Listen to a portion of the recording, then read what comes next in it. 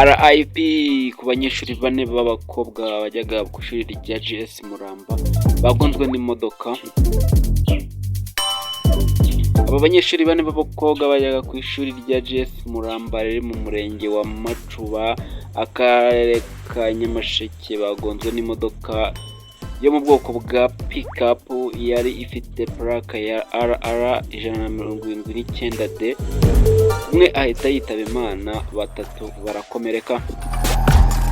Impanuka yabaye ahagana saa moya n'igice z'igitondo cyo kuri uyu wa gatatu ya 24 Mutarama.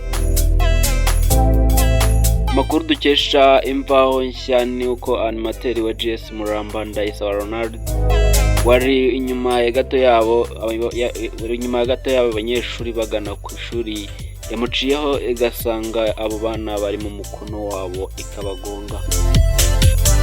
Yagize ati bari abakobwa batanu bari kumwe, ariko umwe ari hirya kuri brodire y'umuhanda, abandi bari mu nzira yabo. Bariya bane abakubitira rimwe baragwa. Ngiye kubabyutsa nsanga bakomeretse cyane, uwapfuye nawe agatima kari kagitera.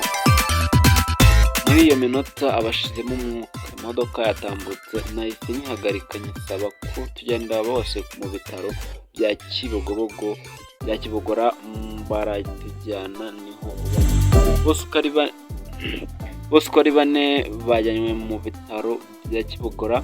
Wari witwaye ubu afungiye kuri sitasiyo ya RIB ya Ruharambuga. Witabye Imana niyo Bugingo Beransira w'imyaka 16 wigaga mu wa kabiri. Nibutsa kuri wowe utarakora subscribe kuri Vibe TV show, uri gucikwa n'inkuru nyinshi cyane. Kora subscribe hanyuma tubana mu nkuru nyinshi cyane.